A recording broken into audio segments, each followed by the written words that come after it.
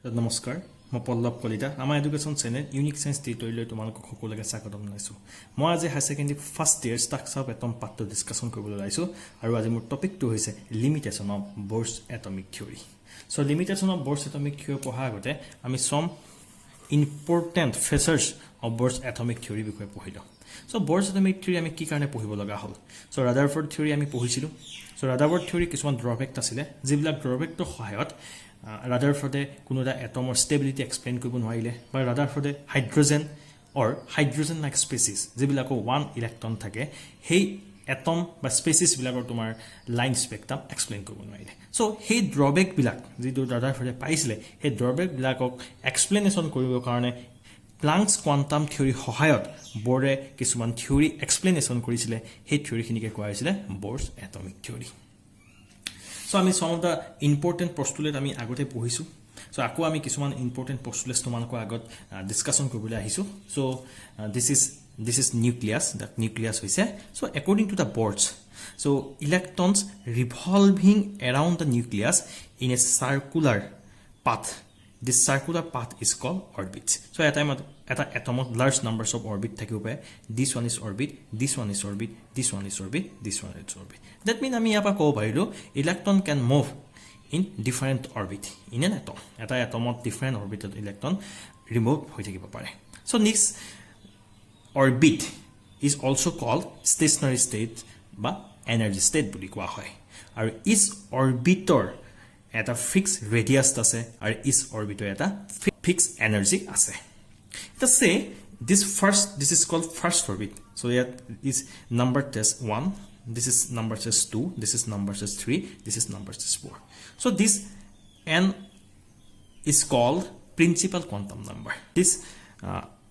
orbit is designated as k that is second orbit is designated as l third orbit is designated as m and fourth orbit is designated as h and so on this is a very important concept regarding in an atom so now second postulate to Bohr কৈছিলে in a orbit electron to energy সদায় কি থাকে constant থাকে that means এতিয়া এই first orbit যেটো আছে তাৰ energy হৈছে E1 second orbit যত n ৰ ভ্যালু 2 হয় তাত তোমাৰ energy is E2 and third orbital energy E3 and fourth orbital যেটো energy আছে this is E4 so now orbit বিলাক নিউক্লিয়াছ পৰা যিমানে আঁতৰি গৈ আছে so আমি দেখিছো যে energy of the orbit to কি হৈছে increase হৈ আছে that is E4 is greater than E3 E3 is greater than E2 and E2 is greater than E1 that means আমি ইয়াৰ পৰা গম পালো the orbit close to the nucleus is very less energy or this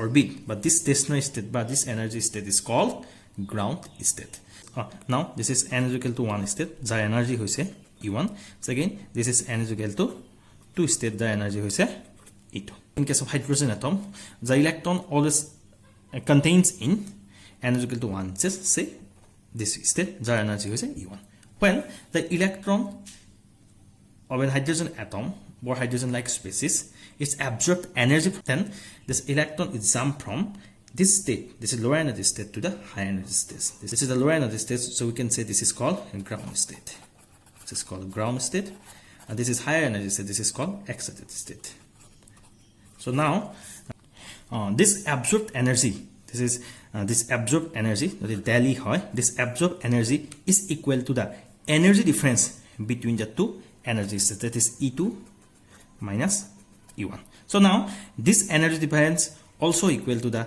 energy of the photon you can say that the electron the ground state of excited up maile it absorbs a sufficient amount of energy in the form of a photon so that means that's energy of the photon is also depends on the energy difference between the two states so energy difference between the two states or jimane increased hobo himane tomar ki hobo photon energy himane increase hobo this is n is equal to 2 state this energy is E2 this n is equal to 1 state this energy is E1 this is n is equal to 1 this is ground state this is the excited state in this excited state electron is unstable so in that means electron to again come back to the ground state suppose electron to kini gusi aise ground state like gusi aise so the electron to ground state like gusi aise it can emit a sufficient amount of energy in the form of a photon this amount of energy also depends upon the energy difference between the two states so we can say the emitted energy, that is del E, is equal to E2 minus E1 is equal to H. That is, this emitted energy is also depends on the energy difference between the two states. This energy of photon also depends upon the energy difference between the two states. That means energy difference between the two states যদি different হয়, emitted radiation তোমার কি আছে frequency to different হ'ব. So emitted radiation of frequency or wavelength. So we can write here, so H is equal to C by lambda. So wavelength or frequency যদি different emitted radiation, তেতিয়া হলে তোমাৰ আমি কি হ'ব? So আমি hydrogen spectrum আমি different wavelength or frequency আমি কি পালো? different spectrum line observe কৰিলো. So here you can see here in the case of hydrogen atom spectrum, you can see different transitions occurs. So when the electron jump from N to N is equal to 2 state to N is equal to 1 state. That means, so electron is here in this here, so electron jump from this state to this one. So it can emit a definite amount of frequency of radiation. So this frequency of radiation has a definite wavelength. So this frequency of radiation to emit koile tar karone ami ki korum palu hydrogen spectrum ki palu we observed one line. So again N is equal to 3 to it comes the electron comes from N is equal to 3 to N is equal to 1. So in this transition we can give a one series of lines. This is called Lyman series. This region is ultraviolet region. Another, when the electrons from excited state jump back to the N is equal to 2 state, we also obtain some of the lines of the series. This lines of the series is called Balmer series. It is obtained in visible region. So again, when electrons from the higher excited state to jump back to the N is equal to 3 state, then we can see a series in the hydrogen spectrum. It is called Paschen series, or it is obtained in infrared region of the hydrogen spectrum. Again, we can obtain bracket series. Again, we can obtain Fan series in the hydrogen spectrum. So the nucleus, electrons are revolving around the nucleus in a circular path. This is the electron. This electron has a tangential velocity, say v. Again, the electron is a mass m, and the distance from the nucleus to the electron is this is r. This is r. It's the radius of the electron. Now, electrons has a angular momentum. Say angular momentum electron is mvr.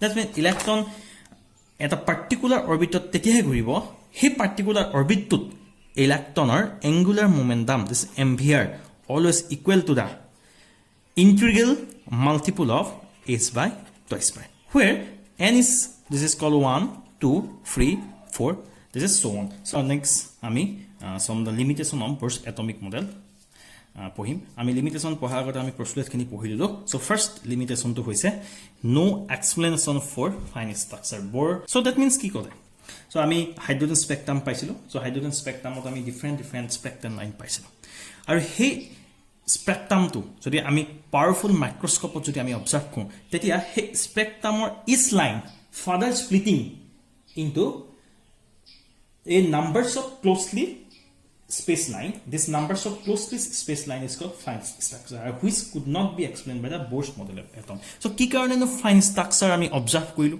ki karone ami closely spaced line palu, hetu Bohre explain kobo noile. This is the first one drawback. Next one drawback to is inability to explain the line spectra of multi-electron atom. So ami bare poti koi asu Bohr's atomic model only explain the line spectrum of one electron species. That means one electron species will require hydrogen, helium positive, lithium 2 positive, etc. That means Bohr's atomic model of one electron system or he ami line spectrum explain koribo parilu.